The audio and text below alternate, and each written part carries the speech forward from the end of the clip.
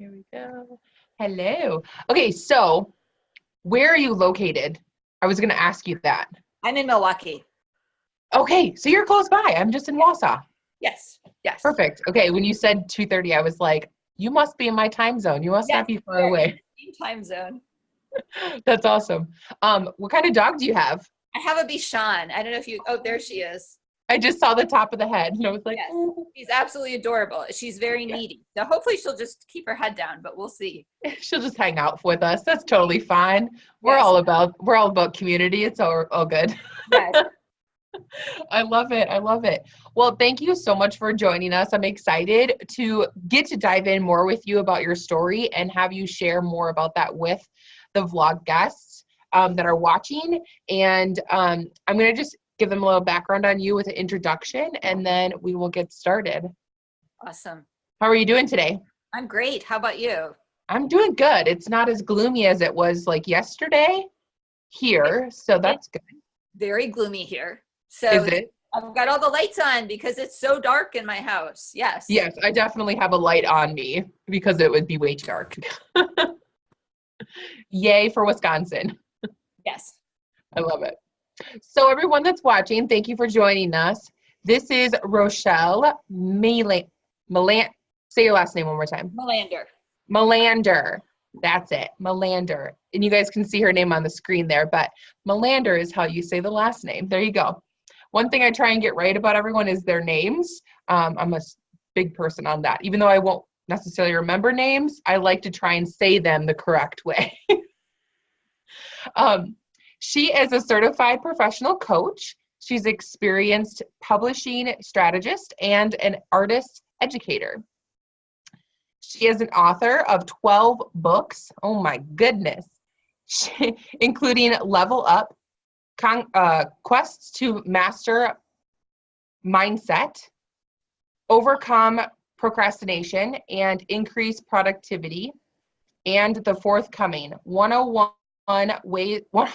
ways to tell your story. Those are all like amazing things that who doesn't need to know those ideas, concepts, and things for your businesses. Like those are amazing. Those are all different titles of books that you wrote. Yes. Just those are the most recent. Okay, so that was two. I probably butchered them. I'm so sorry. Okay, so why don't you say them again for us so I can verify? Level Up. The one book is called Level Up, Quest to Okay. Master Mindset, Overcome Procrastination and Increase Productivity. And that's a kind of a book of games or quests that people can take to figure out their own rhythms for focusing on things, overcoming procrastination, and getting stuff done.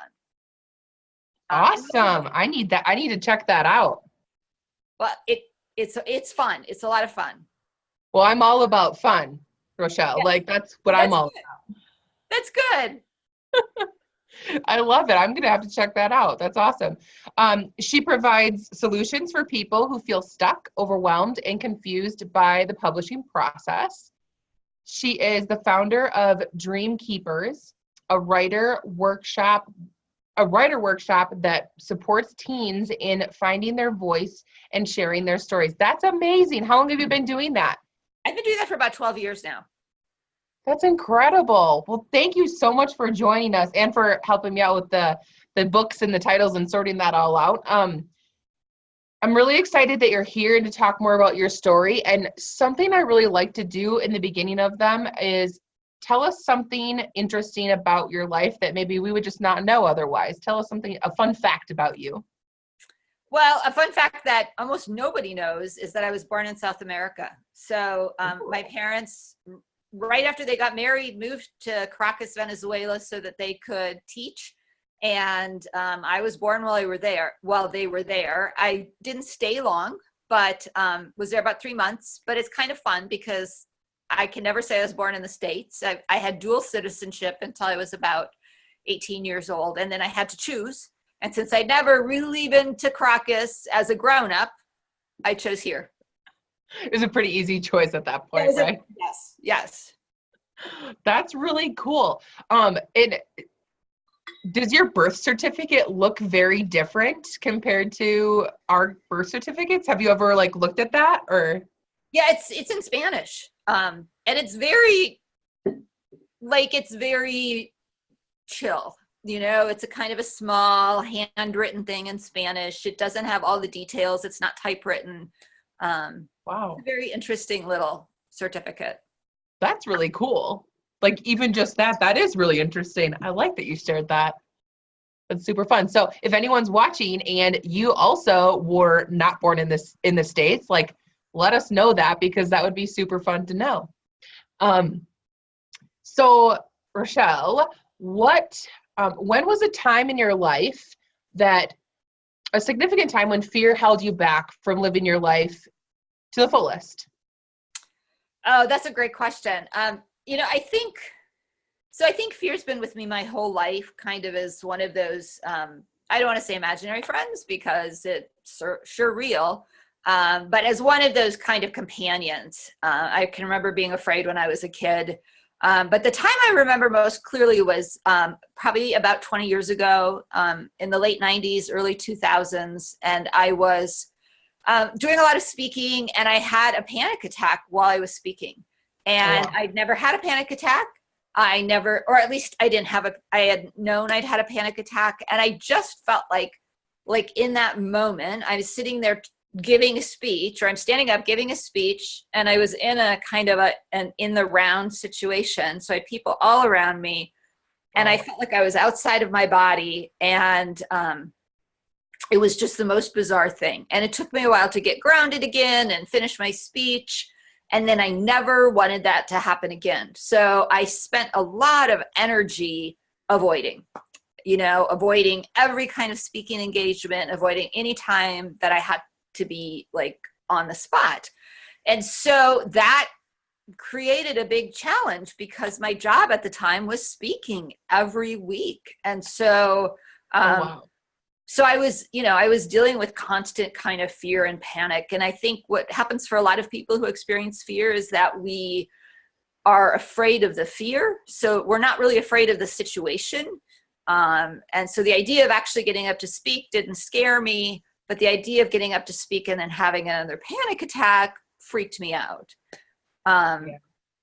So that was hard. And it took, it took a while. It took a little bit. I wrote a lot. I did a lot of journaling. I did a lot of therapy. And then I did a lot of what people call exposure therapy, although I don't know if I knew it at that time. I just made myself get up and speak over and over again so that I would experience something that wasn't painful, and that I could, kind of have that as my anchor experience. Yeah. So you said your job at the time was speaking every week. Like that was what your job was? Yes. Wow. So I was, so this is also something that most people don't know about me. Yeah. In my first career, I was a minister. Okay. And at this time, I wasn't at a church. I was just working as an interim. So I would go, to different churches every week. I had started writing books. So I was writing books and doing consulting and talking at churches. And the consulting wasn't so bad, but the preaching, for some reason, I would get these panic attacks. And I don't think it had anything to do with the job. I think it just happens. Like it happens for a lot of us. Yeah. Yeah. Honestly, I'm a firm believer that, we all create our own fear, and it's just like in between our ears. We let it get bigger than it is. It might start as something small, and then maybe it's when you're out on stage when it, comes to fruition. That's when did you only have the one one major episode, or did it happen more than that? I think I've definitely had more panic attacks, but that was the biggest one and kind of the one that really overwhelmed me and kind of stopped me from doing stuff. I mean, and then of course that spiraled into other moments of feeling panicky or feeling anxious. Yeah. Again, afraid that you were actually going to have a full-blown panic attack, probably. Exactly. All over again, because I've never had that experience of, feeling the out of body part of it and all of that, but I can't imagine what that loss of control would really do to someone. I can only imagine, I guess. How many people were present during that panic attack? Oh, I think it was a group of like 100. And I honestly don't You're think like, oh, no big deal, 100 people. I honestly don't think anybody noticed anything was going on. It was just like a pause. It was like I'd lost my place, Oh, wow. in my speech. So I kind of like had a moment where I just was like, it's kind of like when to me, a panic attack is like something that happens, like when you have the flu, you get these waves of body aches. And, sometimes when you're pregnant, you get these waves of hot flashes, or like I remember after my kids were born, I'd have these kind of hot and cold flashes because the hormones are shifting so rapidly. And that's kind of what a panic attack is. You just kind of have to ride out that moment of feeling kind of out of control. So I don't think anybody noticed it, except I felt horrible. And I would have done anything in the world to avoid feeling that again. Yeah. Yeah, absolutely. So when you were going through that, and figuring out the panic attacks and that, did you actually like get down to why you had the panic attack, or did you just take it into consideration that it was probably just like stress of like everything, or you said you didn't think it was the job? Yeah, I think, looking back, I think that probably, I was in a career change. And so I was moving into doing what I do now, coaching and consulting and working with people on things that I was really passionate about. So I think part of it was me feeling kind of out of integrity with what I was doing. Like, here I am preaching for this church, but I really want to be talking to them about how they're living their lives, and not necessarily about God, but like about, are they following their passions? Are they fulfilling their mission? So I think some of it had that content, but I think for anybody who's experienced panic or anxiety, it begins, it might have content at the beginning, but then anxiety just has a life of its own. And it just, I can get anxious about just about anything. And as my therapist always says, anxiety is always seeking content. So your anxieties, you're always seeking to give it meaning. So if you feel anxious before, going out to dinner, you're like, well, maybe I'm anxious about eating out, or maybe I'm anxious about going to my kid's school for a thing.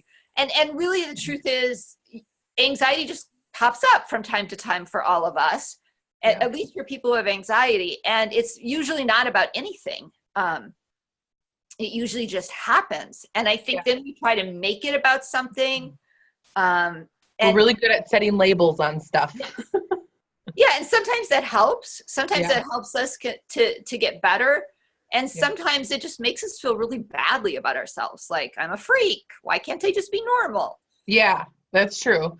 So something that I've learned that I have been doing speaking about is how the feelings like anxiety, like nervousness and excitement really do the same things in our body, and how just saying like I'm excited instead of thinking that I'm anxious about it and it's a negative response. I've been telling people, like, say that you're excited, like literally just say you're excited, you're excited, you're excited. And then your physiology like starts to shift for that, seeing that it's something positive instead of something negative around that emotion. Yes. Have you heard? I totally agree. Yeah, that's something that's like a huge thing that's been showing up in my life recently that I've been talking a lot about, because I run into a lot of people that talk about anxiety and like those stressful situations where they're thinking about how nervous they are.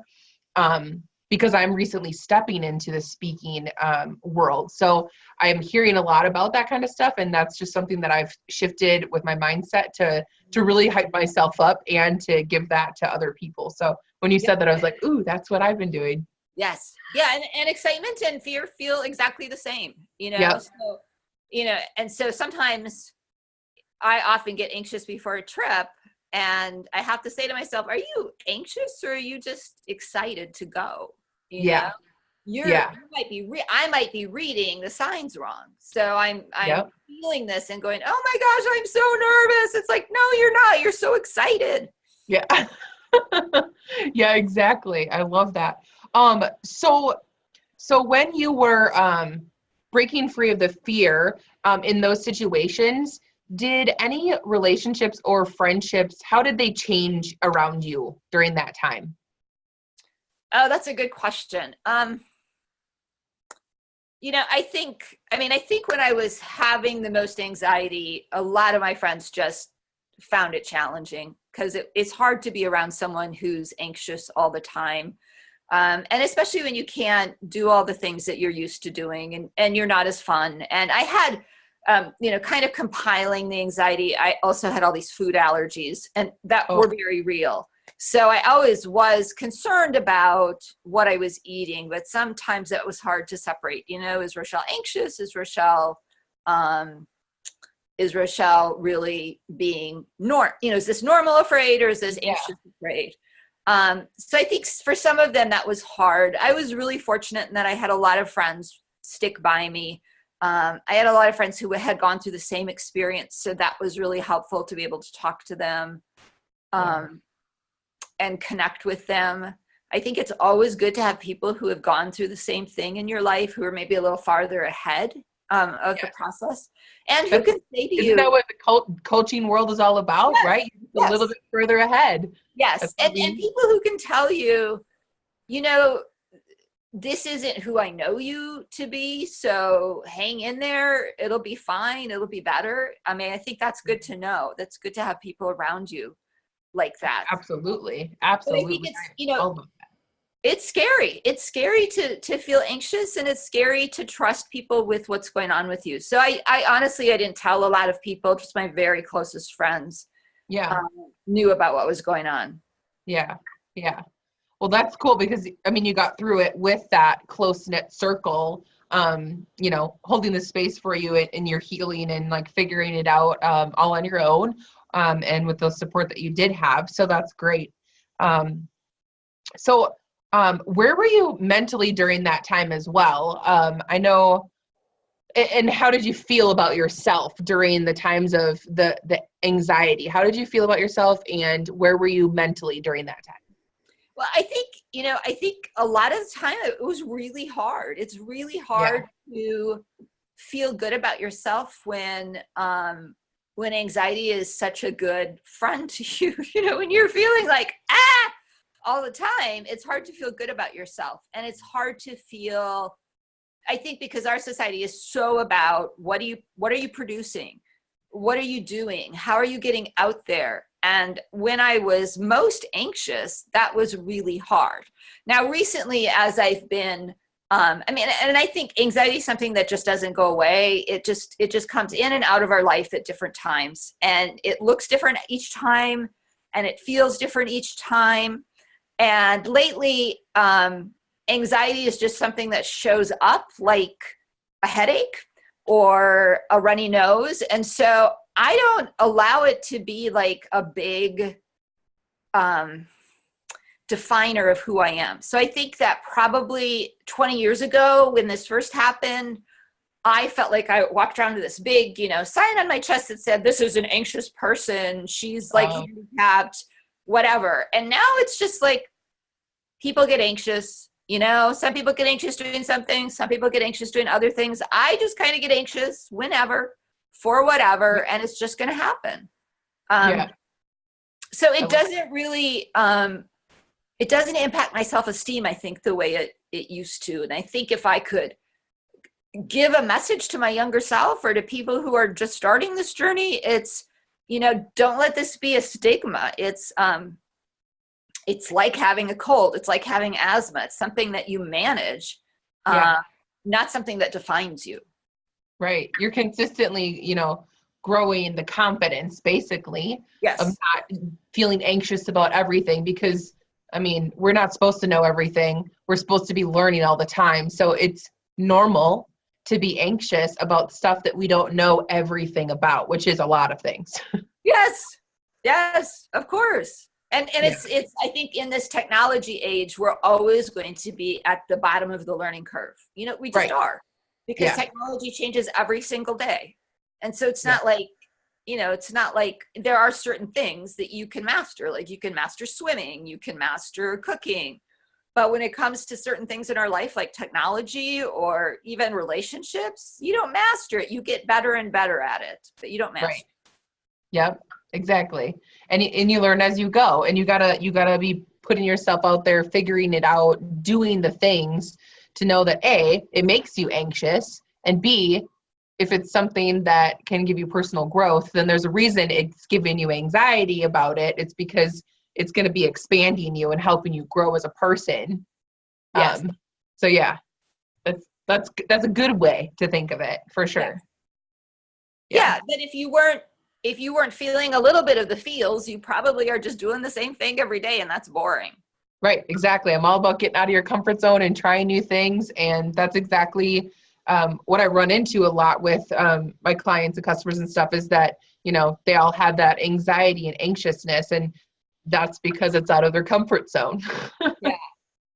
Yeah. And that's a big thing that, like you said before, like a stigma around that it's like, whoever told us that things were supposed to be comfortable? I don't know where we got that concept from, because I feel like everything's uncomfortable. I honestly still get nervous every single time I do these recordings, just because there's a stigma around it for me, that it's I don't know, on camera, it's professional. That not to swear or slip up or do anything that I shouldn't do on camera. We have those fears of making a fool out of ourselves or stumbling through somebody's biography. Yeah, we all have our things, right? Yeah. And usually we survive them, Yeah. It's like not that big of a deal. Yes, exactly. That's awesome. Okay, so when you were breaking free from your fear, what compelled you to jump ship from letting that hold you back? I think I was just so uncomfortable all the time that I wanted, I think for most people who deal with anxiety, we just want it to go away. So I think that I was just determined to get rid of it. And so I don't know that I was like, I'm going to get rid of it so I can write books. I think I've always been compelled to write books and to tell stories and to get that out there. So I was going to do that whether I felt afraid or not. And writing books actually doesn't scare me. Publishing books can be scary, but writing books is not scary. And I think, so I was just, super compelled to get rid of this anxiety, as it has become more and more clear that the anxiety is just never leaving, that it's just going to be either high or low, but it's going to be around. It's going to show up from time to time. Then I felt like I needed to get connected to my purpose in life. And I feel like my purpose in life is to tell stories and to help other people live their lives better and to help other people tell their stories. And so that's what I do with my writing and my coaching and the work I do with kids, is help them tell their stories. And I want to do that whether I feel anxious about it or not. Yeah. So and you work with teens, right? Yes. Like if anything could be more scary, right? It would be teenagers. Yes. That's exactly what I was just thinking. I was like, speaking of fear, you said teenagers. So, I mean, yes. That's a lot of judgment and a lot of pushback, I would assume. Last night I was teaching a class and there were a lot of kids that were kind of younger. And there's this one super tall, handsome guy sitting in the corner reading Stephen King. And I went over and I said, I would really love it if you joined us. Like, what are you, 18, 19? And he's like, I'm 14. And he was so tall and his hair was this much taller than he was. And so I said, I really need you to help me out by being a mentor to the younger kids. And he did. He came and he sat at the table. He answered questions. He did writing.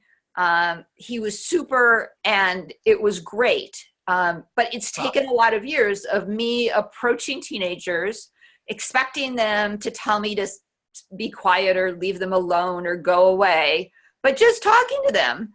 And I had to just kind of like silence my inner 14-year-old and say, if they hate me or they diss me, it doesn't matter. I'm just going to be myself and invite them. And if it works, great. And if it doesn't, okay. So right. I mean, I think what I tell my clients and what I tell people in my writing is that if your purpose is greater than your fear, you'll get going.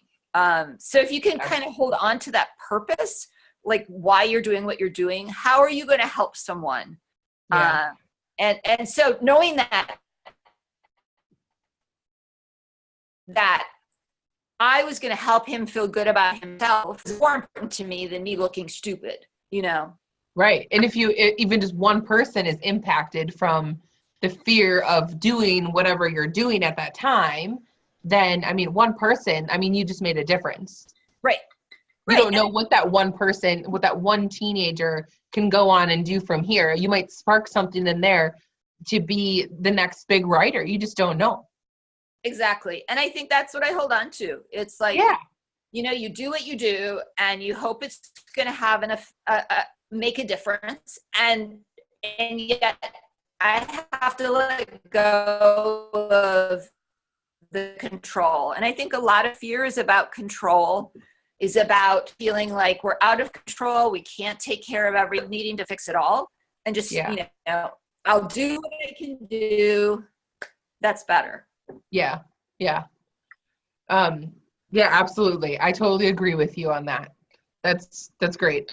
So what kind of advice? I know you've gave us some nuggets throughout the conversation already, but what advice would you give to the viewers that are watching that do have anxiety or panic attacks and they don't have the great outlook that you have now adopted into your life? Oh, did I lose you? We're frozen. Oh, there we go. I'm still here. Okay. Am I frozen? You're back. It was frozen. We had some glitches going. Yeah, I don't know what happened. I mean, I'm here. There's nobody on the internet, but it's life. Yeah, I guess technology. I'd say befriend your fear. You know, just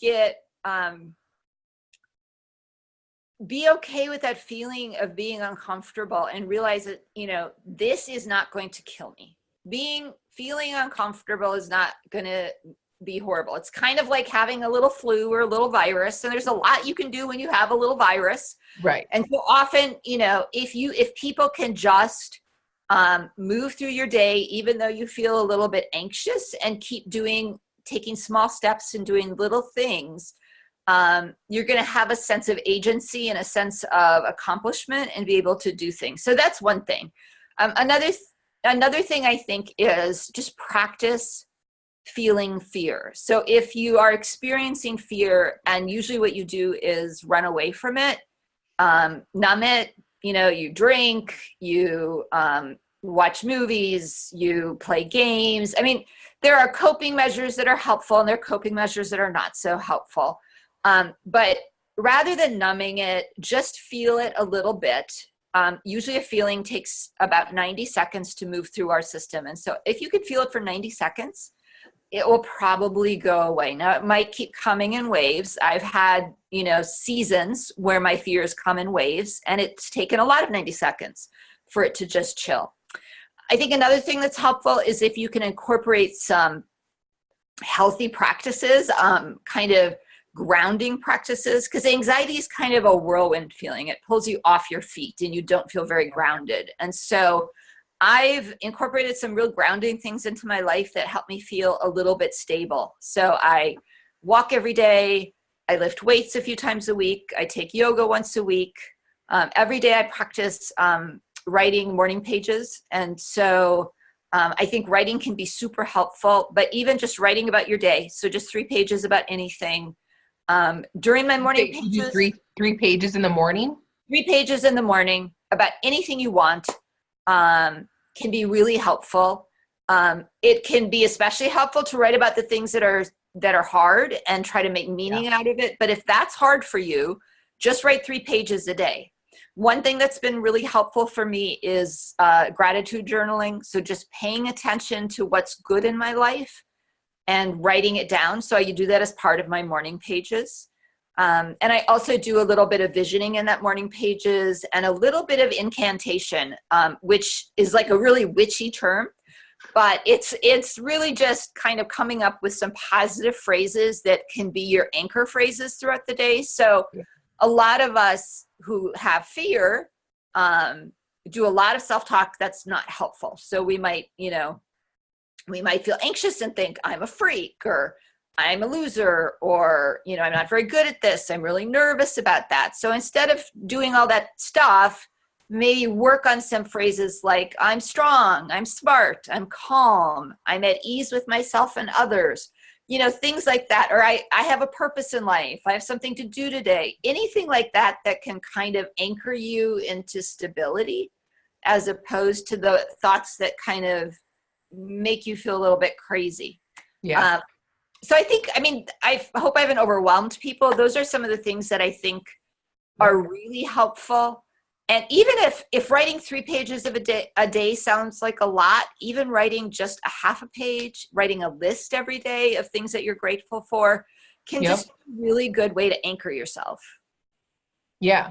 Yeah, absolutely. So what a practice that I do is that I use Mel Robbins 5, 4, 3, 2, 1, 5 deep breaths, 4 minutes of silence, three things that you're thankful for, you're grateful for, 2 things that I'm going to do today, and then 1 reason why it's important to me.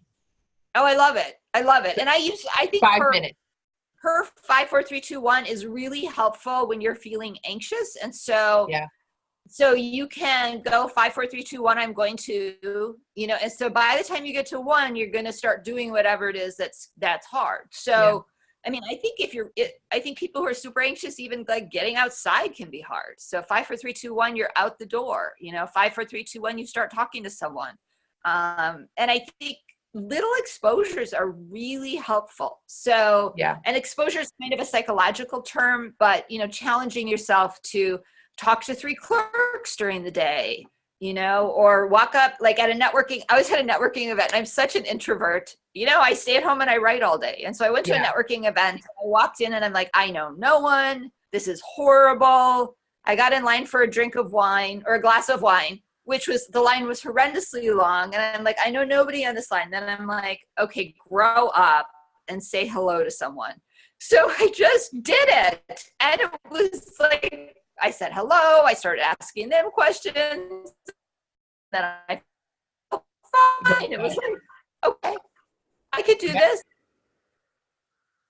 Yep. Just those little tiny uncomfortable moments that we can, move through the fears and realize that, hey, I survived that. What else can I do? And it just really builds up on the positive side of the things that we are capable of doing, that we try to tell ourselves that there's a reason you can't, when it's just not true. Yes. So I love asking people, where do you see yourself in the next 5 years? Because obviously you've worked through a lot of stuff over the last 20 years, figuring out that this is just where it's going to be, and you can leave it there or take it for when it's happening. But where do you see yourself in 5 years from today, now that you know how to live your life more fearlessly? Wow. That's such a scary question. No, it's great. So I'm starting on a journey I've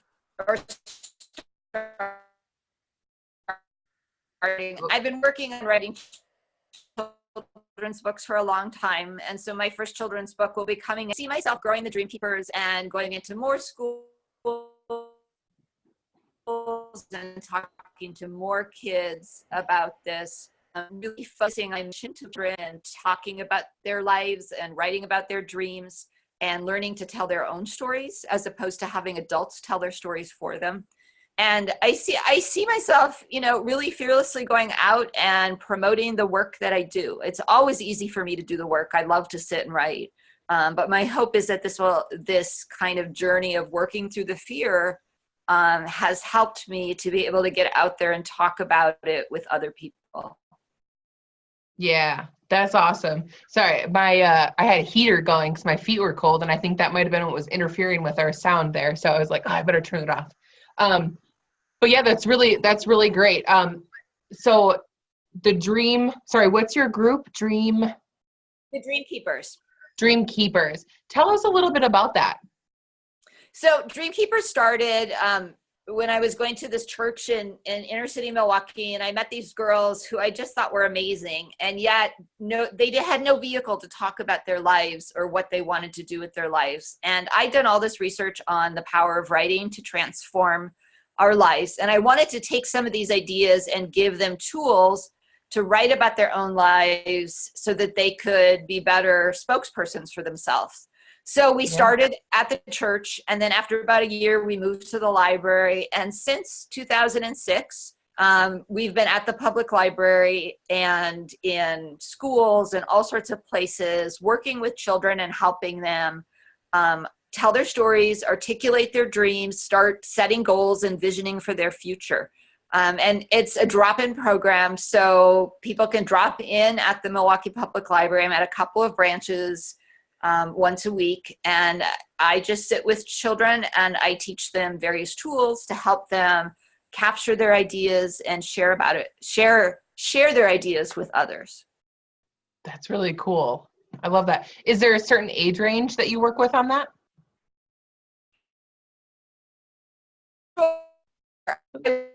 With I work with little kids, and then usually once they're about ready to write through teenagers is the perfect age for me. And this new book, which is called The Book of Me, 101 Ways to Tell Your Story, is going to be a book that will take all the stuff we've done for the last 12, 13 years and put it in book form so that teachers can have it and program coordinators can have it and just use it with kids as a way to bring the tools and techniques to more children across the country. That's awesome. Congratulations. That's exciting. Thank you. It's going to be so helpful. Oh, that's awesome. I hope so. Yeah, it will be. That's awesome. Well, I want to say thank you so much for coming on and sharing more about your story and everything that you bring to your world. What is one last thing? Oh, wait, where can everyone connect with you first? So you can visit me at my website, writenowcoach.com, WRITE nowcoach.com. And that's my handle on Twitter and Instagram and everything like that. So find me there. Awesome. Awesome. Right with a W. Got it. Yes. I love the play on words. So what is one last thing that you want to leave the viewers with before we close out? I guess I want you to know that you are here for a reason. And so trust that and listen to yourself and commit to finding your purpose and sharing what you have with the world. So don't hide behind your fear. Don't let your fear be an excuse. Don't let your fear win. Just listen to your inner voice and take small steps to share your mission with the world. Absolutely. I love that so much. Oh, I'm so excited to just watch this all continue to grow and how you're helping the youth, continue to tell their stories and have that platform. So that's really amazing. Thank you so much for your time and coming on. And if you're watching and you love what Rochelle is talking about, please go connect with her on any of her social medias. And if you have any questions, please comment them below. We would love to connect with you about anything that you have to talk about. So thank you so much, Rochelle. Everyone that's listening, remember to love yourself and live fearlessly. Thank you. Thank you.